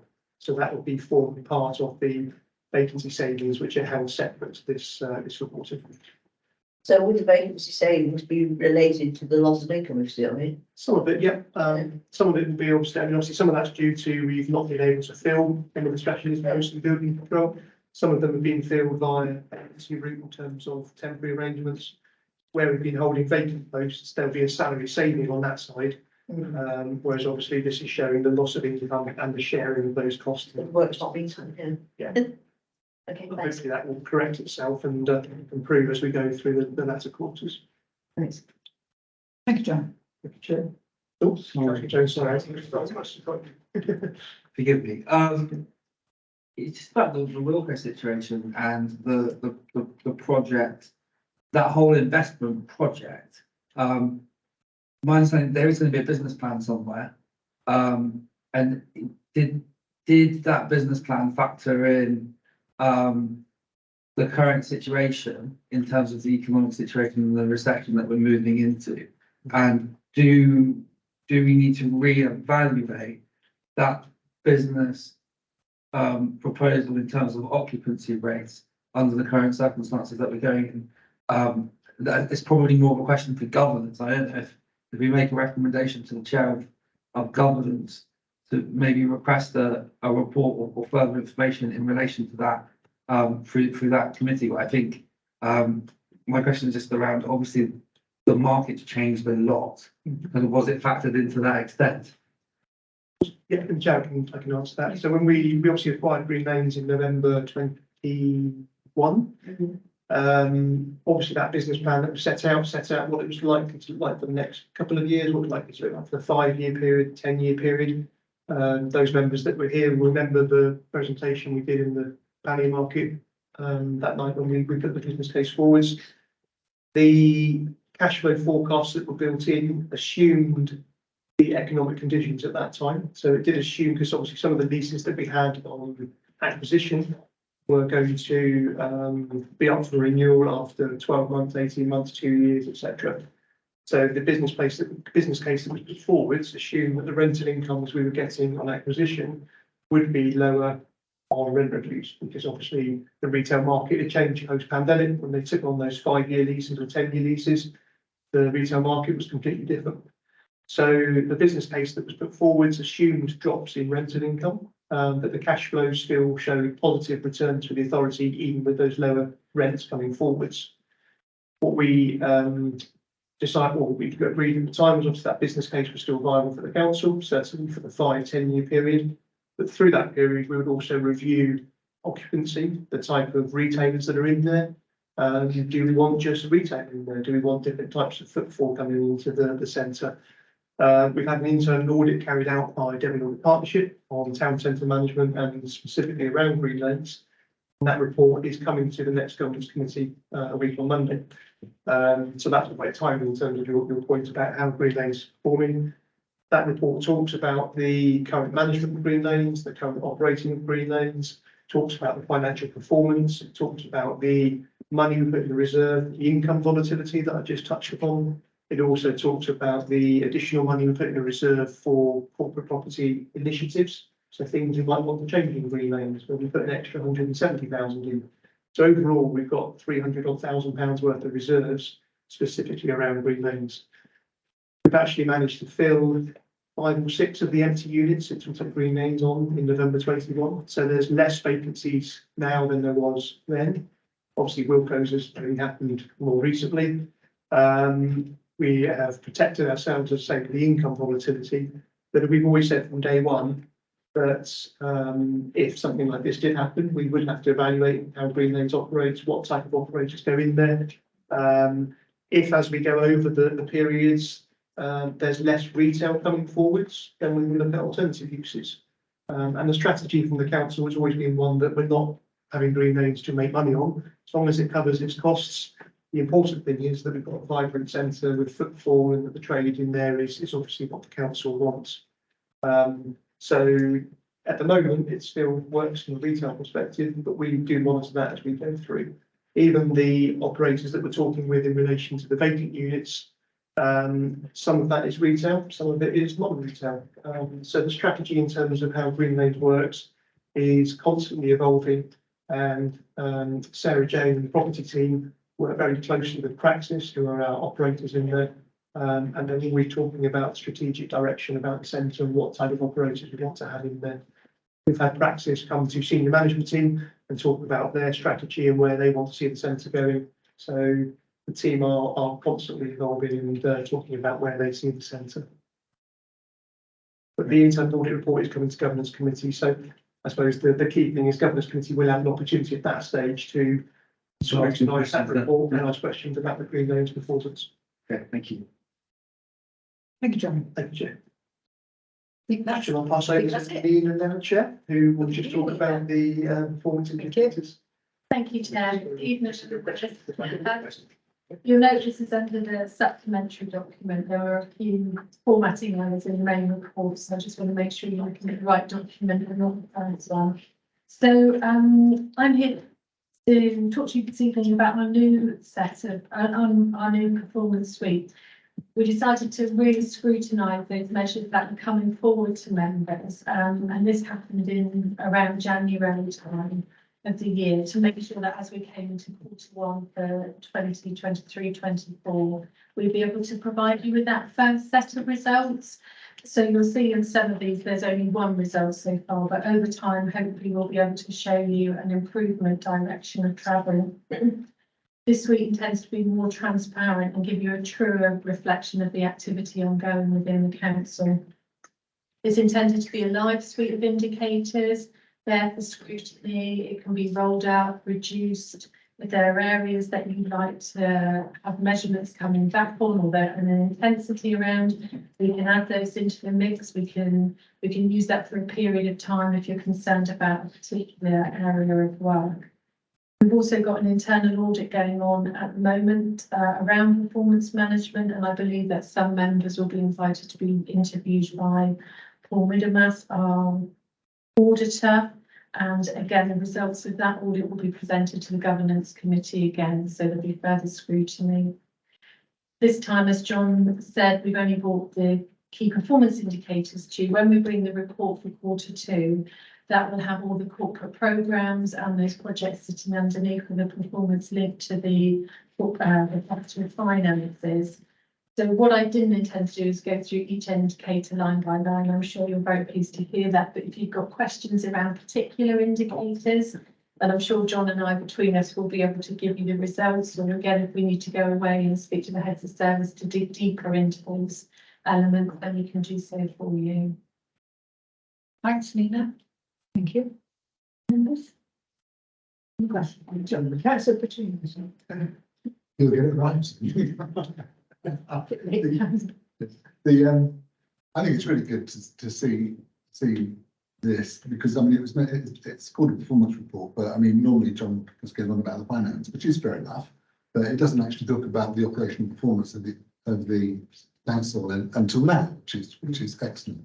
And I know that Mrs. Lake has said previously that it'd be good to have members' input into areas where it doesn't quite hit the button, where it needs more or different or amended or something information. One area that strikes me, it's because we have group meetings and most of our members tend to, not all of them, but quite a lot of them are in quite remote rural patches, and the remote rural patches seem to be suffering a lot from missed recycling and refuse collections at the moment. Now, I don't know if that's just a temporary blip, or if it's something that would need monitoring. And I realise that if we put an indicator in that said missed collections, it's kind of demotivating, isn't it, for people perhaps to focus on the negative as opposed to the positive.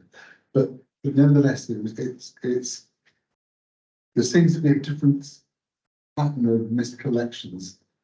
It's not focused in towns, as far as we can tell, as much as it is in emptier places. So, you know, One of my biggest. yeah, Councillor Bullin and Councillor Jones will have Yeah. experienced this a lot, but perhaps councillor Wilson. If one of us pushes enough, we can push the problem the next week to one of each other, I because it think, moves around. I think you're absolutely right. And I think what I would say to you, if you want an indicator, even if it's for a short period of time, that's absolutely right. That's no problem at all. I think from the summer's been extremely difficult. We've had a lot of sickness with the drivers. They've also made what they felt was a very slight alteration to the rounds of, I believe it was about 50 properties.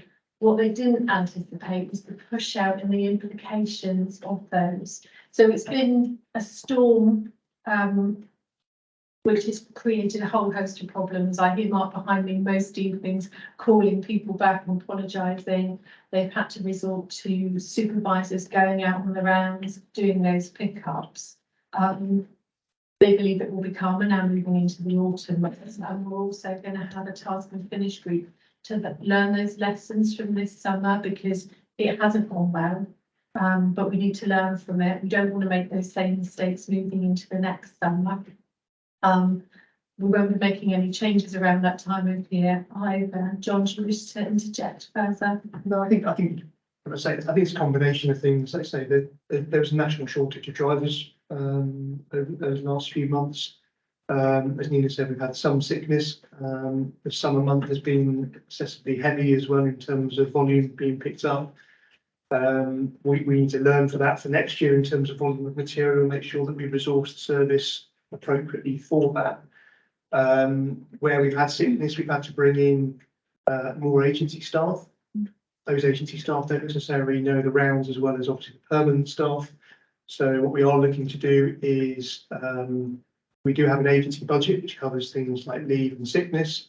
We're looking to actually take on more permanent staff to provide that pool of people as well. So actually we've got more permanent people on the establishment, which means you've got that continuity, you've got that motivated workforce rather than relying on agency staff, where some weeks you may get them, some weeks you may not, and then sometimes you've only had to send out a driver and one loader rather than a driver and two loaders.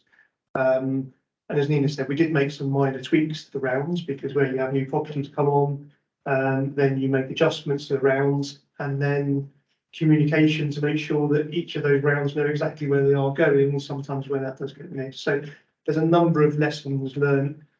I think, as you said, Councillor Petrinos, there's lots of success stories where we do pick up a very high percentage of waste and recycling.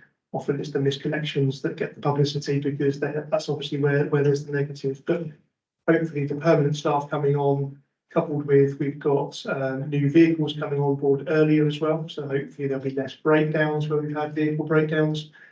Current recycling vehicles are coming up for almost 10 years old. We've got over a dozen brand new recycling vehicles, new leads that are coming on board. We're actually bringing them forwards earlier as well. So they were due to come in next financial year. So middle of next financial year, they're coming in towards the end of this financial year. So hopefully those changes will improve some of the inefficiencies we've seen this summer. Can I just Councillor Jones had his hand up. you first? Do you want to go first? Yes, we appreciate all of the excuses in relation to that issue, but the situation we had in our ward, which I did a bit of research on social media to identify the issue. After 6 weeks, multiple complaints still haven't been followed up. Lots and lots of areas, rural areas, particularly down lanes, were missed the 6 weeks, despite continuous complaints, vehicles going out to collect, driving past piles of recycling and going to individuals and collecting. Nobody worked out there was an issue until I worked out there was an issue, wrote out in detail and micromanaged the situation to find out what was going on. But people in my ward hadn't had their recycling collected for 6 weeks. And the reason was that the driver, after reallocations of rounds, didn't realise that those houses were his responsibility and he was driving past them. But nobody looked into the situation, and all of those excuses are genuine excuses, but they don't play into that situation. That situation, despite the complaints, despite the continuous issues, nobody actually looked into it. The customer service team could have addressed it.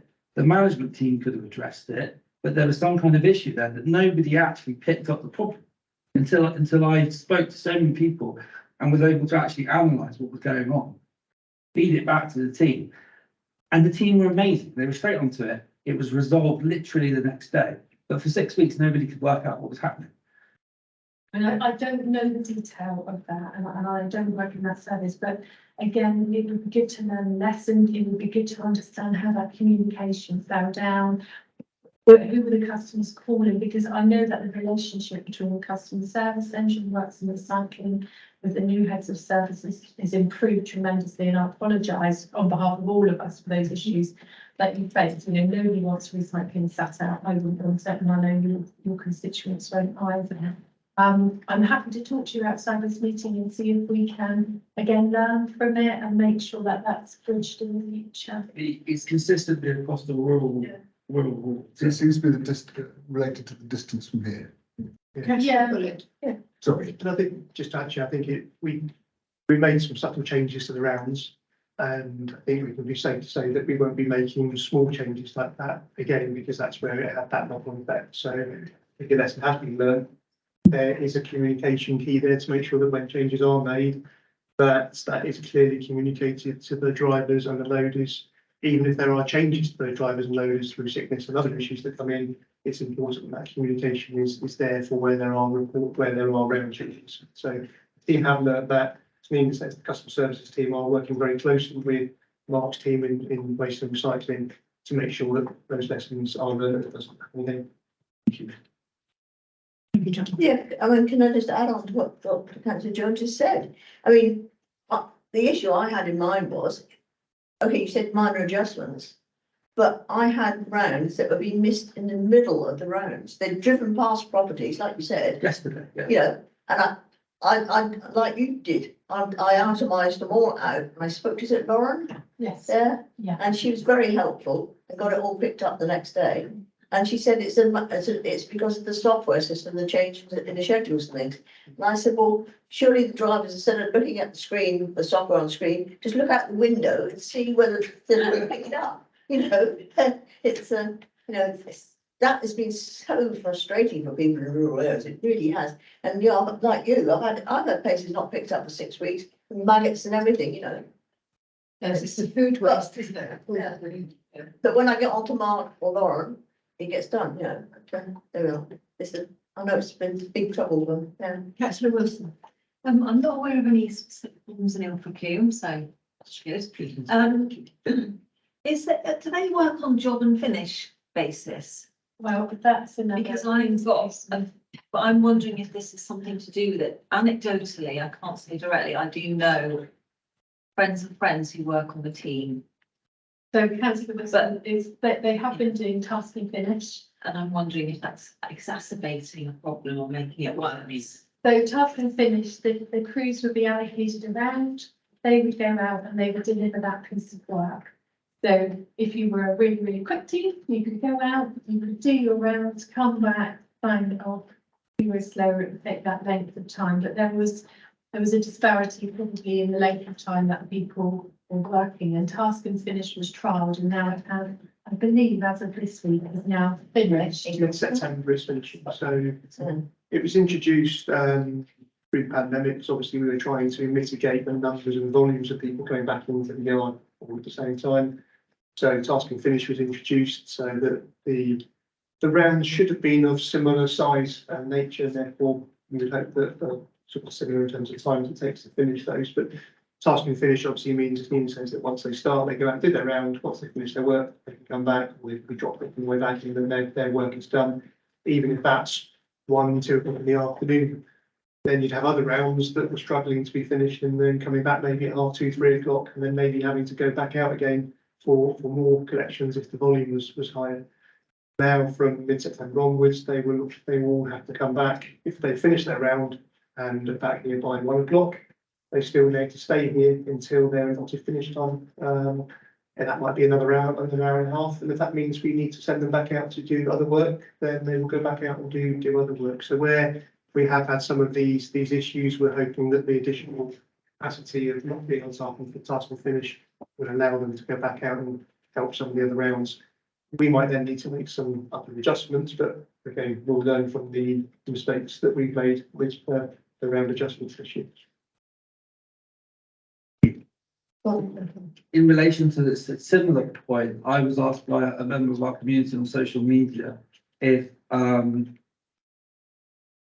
overtime is being paid, not necessarily just for this team, but across the council. Is it the case that sometimes overtime is not paid monthly and sometimes it's paid annually? That didn't make sense to me. Overtime, if it's incurred, and we try and minimise overtime only to extreme circumstances. We don't widely do overtime, so. Or a toil effect. Toilets isn't that built up, and obviously, but the majority of the frontline workforce don't get toil. They will get their hours that they obviously get paid for. If obviously they do more hours, and it might be that due to vehicle breakdowns or other issues, they might have to work longer, then there may be agreement they will do overtime, because from our perspective, we'd much rather get the rounds complete and done rather than saying, okay, I'll finish my 7.5 hours, I'm coming back and not going to those other houses. So there may be a decision that they may continue, and if they do, they will get overtime, but they will get it that month and they get paid in that month. So overtime isn't built up annually. Time off in lieu, toil, if any officer gets that, that is obviously added to their time pot, and that builds up, but that just builds up on whatever basis, whether monthly or weekly.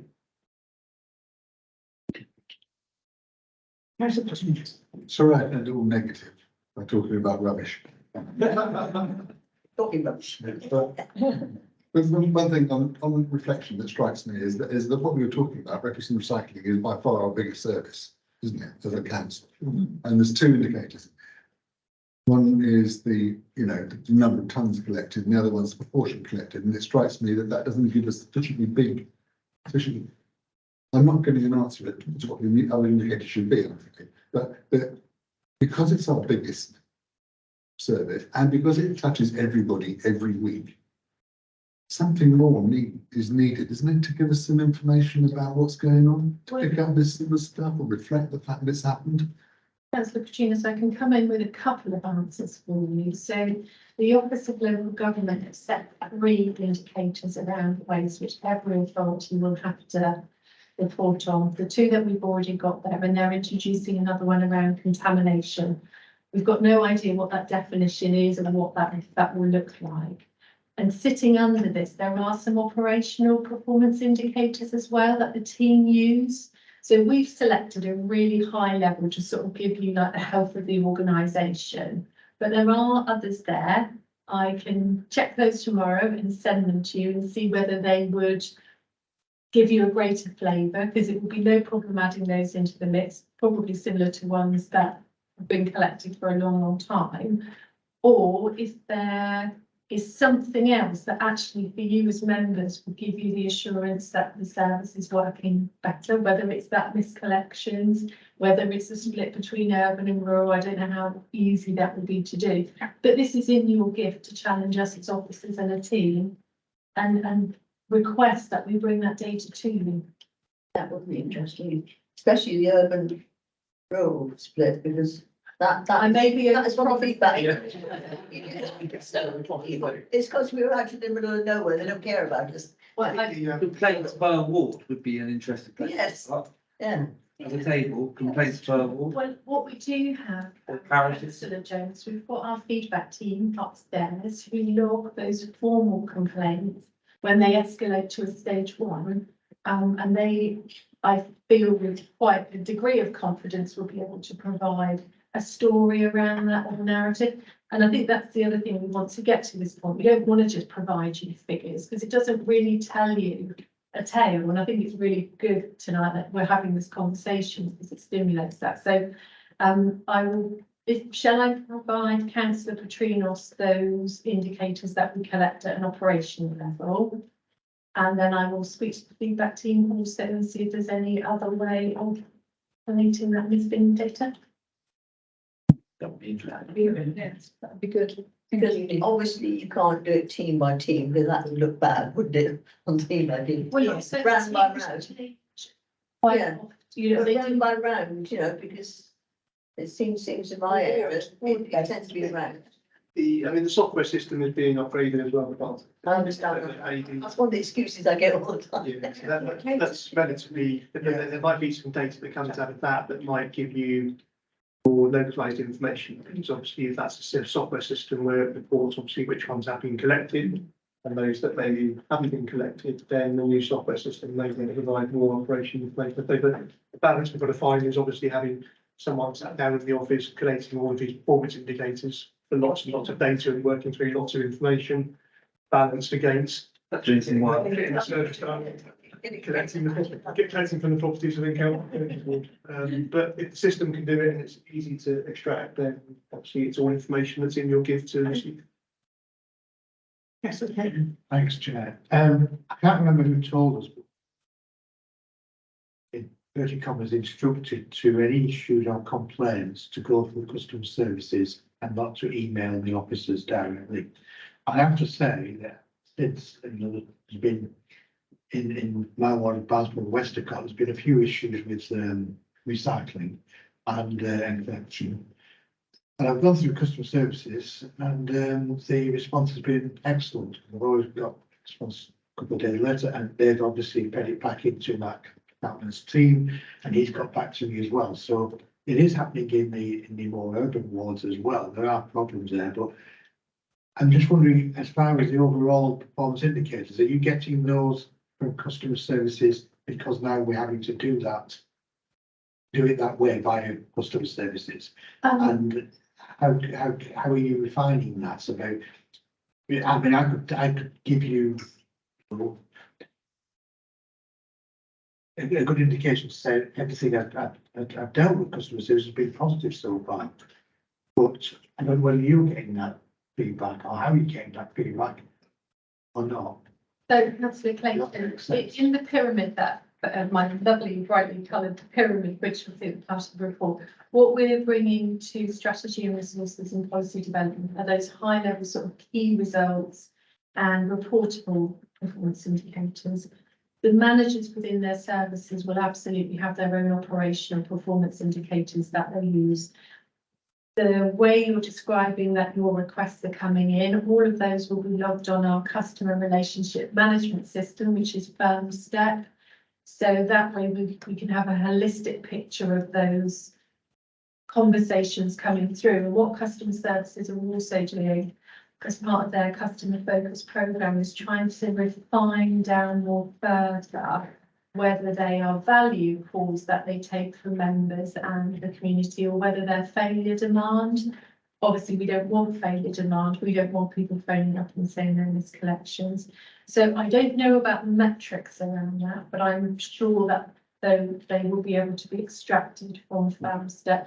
If the categorisation may not be perfect, but again, they are working on that. That was one point, very quick question though, if I may, on the recycling issue itself. Yeah. Within the council, I can understand, I can see where the figures are coming from, but what about compared to other councils? So, For recycling rates, for example, I've seen different figures of where we are. So we were 67th. Now I don't expect you to tell me where we are now, but is that one of the performance indicators that we will be getting back? I haven't seen that. So at the moment, Councillor Clayton, we just report on our performance, but as I was saying to Councillor Petrinos, Oflog, or the new Office of Local Government, they've set 3 waste indicators, and that'll be the proportion that's recycled, whether that's composting or recycling or food waste, and then the proportion of black waste, which traditionally would have gone to landfill and now goes next door and is sent up and being burnt. So that comparison will happen nationally then.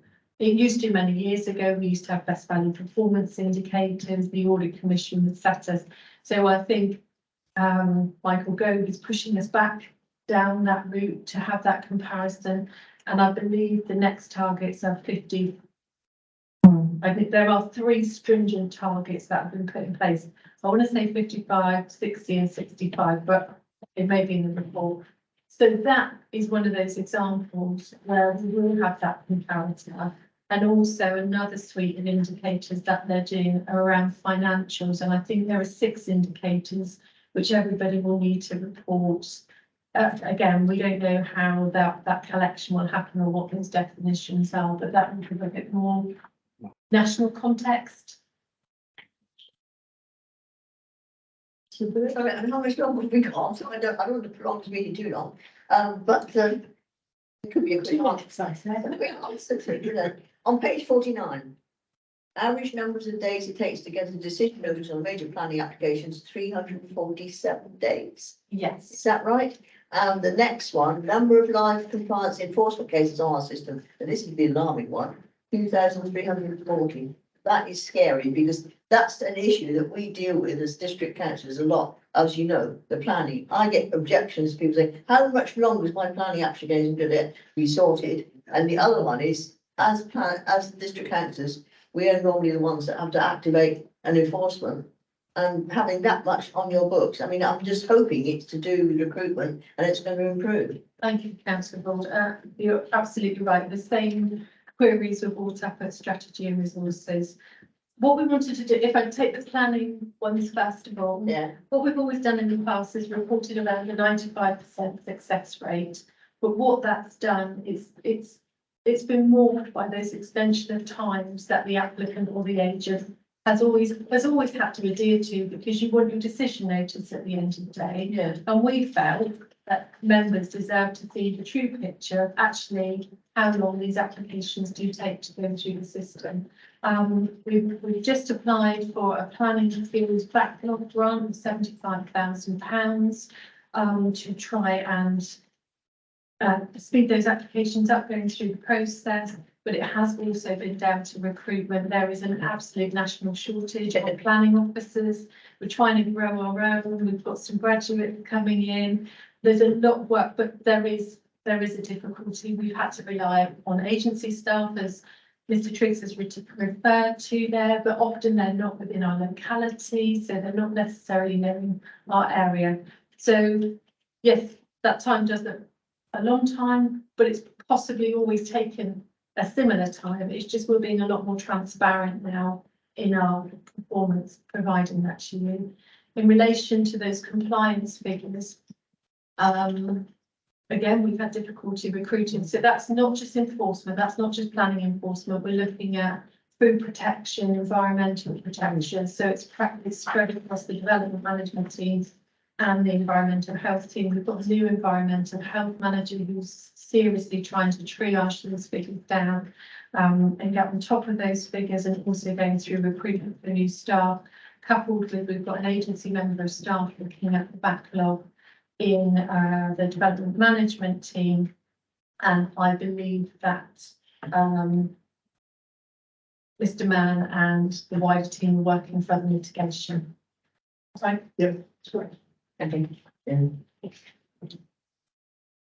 Last one, I think. Okay, sorry, two quick questions. Just let's see, because I'm still new to this, I'm still trying to work out what we can on score and what this is supposed to include, but two additional indicators that would be interesting, I think, for us would be staff turnover by department. Would give us a very big picture of things which are going on. It could lead to some very interesting questions, just to have an understanding of what the staff turnover is across that broad range of departments. And the other one is in relation to what was discussed at planning. The IT over the last week have been chasing lots of planning applications, and people started to get very angry about it. But I know from speaking with the team, they're doing a fantastic job and trying to deal with the resource they have and genuinely trying and pushing and working hard. And I've been relaying that. But it would be interesting to see the percentage of applications that are extended.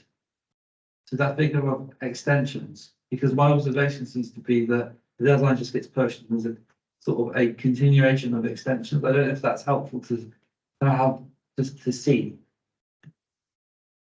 the actual number of extensions, the percentage of extended, or something around that would give us some sort of insight. Thank you, Councillor James. I imagine that the software will probably record those. I can't say with absolute. They've always been used.